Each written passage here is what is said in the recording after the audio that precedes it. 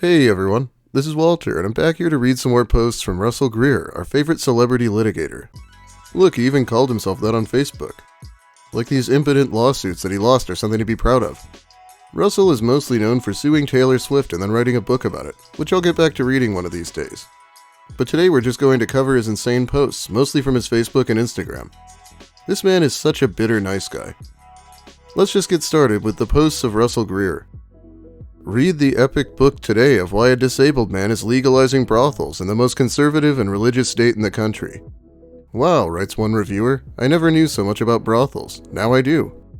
Buy the book today so you can be up to date on the current constitutional challenge being litigated in federal courts that will rock the social and political spectrum.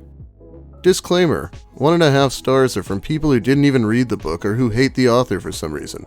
Read the book today, only on Amazon. I like how he's obviously looking for a positive review, but that one was the closest he could find. This wasn't for his Taylor Swift book, it's for his other one. Why I'm making it legal for your 18-year-old daughter to get in bed with a complete stranger for only $500. A short essay from a pro se litigant who is challenging the Utah brothel bans. His titles are longer than Fallout Boys, yeesh. And even not having a daughter, it still vaguely makes me want to punch him in the face somehow. I'm hotter than he is. You should leave him and date me. Thanks. But where does this misplaced confidence come from? Hey, I really like you, and I was wondering if you had an email I could reach you on. I wanted to send you a gift card to you as an admirer sort of thing. DM me. This gift card thing was one of his smooth moves. He'd buy her a $10 gift card, and if she didn't respond to him, he'd eventually start talking shit. Extremely nice guy stuff. Please DM me. I am your biggest fan and admirer. Your friend is a jerk, by the way. Hey, I know you're super busy and popular, but I have a huge crush on you. Realizing that you are busy, I would pay you through Venmo to text me. What do you say? I'm a cool guy. I'm 26 and work in a law firm.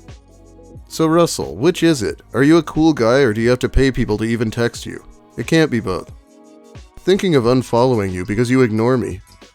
If Tom Cruise asks who jacked his swag, tell him that I did. I am by far the coolest, classiest guy you will ever meet. I am 26, I try to stay in shape. I have an undying love for Colossal Crunch cereal, and I like having facial hair. I work in a law firm and I'm trying to get into the entertainment industry as a songwriter and screenwriter. I just finished writing a script about the Holocaust, and I'm now pitching it to agents. I'm stoked to see where it gets me. It's hard to be humble. On top of my ambition and accomplishments, I have a facial paralysis, but I don't let it stop me. If anything, it serves its purpose to motivate me. I really like you. I think you are a mythical goddess who jumps from the storybooks and graced into real life. I can't help myself by saying I have the biggest crush on you and want to send you a gift card or PayPal. May I? Well, I hope this entices you to strike up a convo with me. Did he really just call himself humble in the middle of that masturbation about how cool and accomplished he is? What world is this guy living in?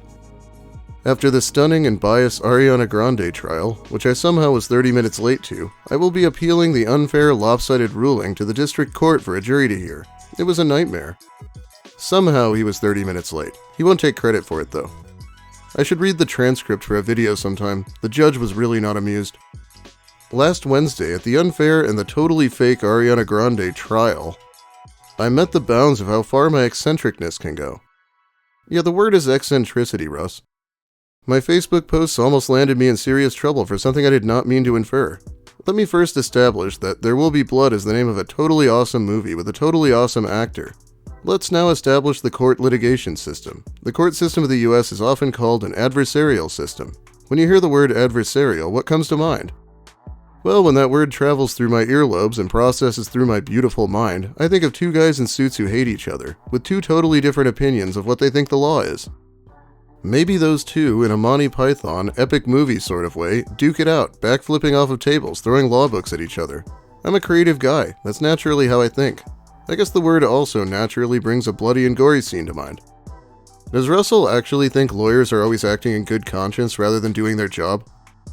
The judge told him saying there will be blood on his social media was inappropriate, but here he is explaining why it's actually not. So with those two things established, when I wrote my Facebook post last Sunday about There Will Be Blood, I didn't mean it in a threatening way. I just was simply quoting a movie title to figuratively describe the trial, because I had really good evidence and I honestly thought Greg would have to litigate hard to bring me down. Unfortunately, I forgot we live in a post-9/11 world where the most innocent, well-intentioned phrases can be seen as terrible. When I showed up a half hour late to the trial, my Facebook posts were used against me. I was accused of making threats to opposing counsel. I was so embarrassed. I never ever meant that at all. I was just being eccentric. I was called such horrible names by the judge. It hurt me because I'm not a bad person. I'm just a social media influencer who says things for show. That was a wake-up call for me to tone down my posts and to not use the names of violent movie titles in connection with events. Again, I feel so very dumb, and I apologize if I scared anyone. It's actually weird that he was so blindsided by his social media post being used against him, considering that's exactly what happened in his Taylor Swift lawsuit. Which was against the same lawyer even, of course. P.S. The judge said I don't know the law. It seems to me that he and Skordas don't know the law. In 2015, Supreme Court of the U.S. ruled in Elonis v. U.S. that negligent posts that come across threatening aren't convictable. Yes, and you weren't convicted for it, Russell. Doesn't mean it's appropriate behavior. I hate how he keeps calling this small claims court case a trial. By the way, the court fined me $1,500 for bringing a, what they call, frivolous lawsuit. Too bad they didn't let me show my evidence. Not paying it. That's why I'm appealing. I would say over my cold dead hands, but that would be taken as a threat, just like anything else I write. Greg and the judge must not be good at the law. People always change their stories at the last moment. For instance, rape victims commonly change their stories, so it was a low blow to use my Facebook posts against me. Whatever, I'm gonna appeal and win. How dare they bring up my own words and actions? Gonna be going to Nevada to the brothels soon for a vacation to relieve my stress. The judge here is taking forever to legalize it, when it should be a clear-cut thing. I kind of need romance. How deluded do you have to be to think going to a brothel counts as romance? So did you ever see that $1 I sent you through Venmo? Were you ever going to write me back? Thinking of unfollowing you. Like what the heck, I Venmo you money and you don't say anything. Kinda messed up. Hey, did you ever get that $1 I sent you Venmo asking you to contact me? How in the world does he think sending Instagram models $1 means they have to talk to him? Frankly, seems kind of insulting. One very last post. Some of you may be wondering what my thoughts on the recently overhyped Taylor Swift DJ trial. Well, here it is. I thought the trial was overblown. It was a she said, he said thing. It should have never gone to trial. It should have been dismissed way long ago. I was frankly disgusted by the local news, like Dora Scheidel, and fake Fox 13 News, and lame Channel 4 ABC. Good Things Utah, and boring KSL News Radio that covered the story. Yet only mediocre Dora and fake Fox 13 covered my Taylor Swift trial back in December. Oh my god, he sounds so much like when Trump talks about the media. He's even given them little nicknames. I at least had evidence and proof of Taylor leading me on. Taylor slandering me. Taylor's agents being bigots and being careless. It was hard because I had a fake judge. That's not a joke. He wasn't even a judge. He's a lawyer called upon by the Utah State Bar to volunteer his time for small claims matters, so therefore he wasn't invested in my case like a real judge. And then the day after the trial, her music label released her song, I Don't Want to Live Forever, to hide any bad publicity. Oh well, that's why the book is being published. I plan on selling the book rights to a movie studio. It's a beautiful story, a disabled man giving his all to his celebrity crush, only to be shafted by her and her agents. A much more compelling story than an unsubstantiated butt-grabbing story. How boring. I actually don't know what's crazier here, the fact that he thought he could sell movie rights to his book, or the fact that he thought Taylor Swift released a song on that day because of him. Lunacy. LOL, you are all delusional if you think she's a queen. I actually met her. Most of you haven't. She's a bigot. I sued her and almost got arrested at her trial. Needless to say, I'm appealing. If Kevin Durant is the weird-looking guy in the picture, he should probably keep his opinions to himself and go win his worthless trophies, because outside of sports, he ain't nothing. But seriously, who is the Kevin Durant, LOL?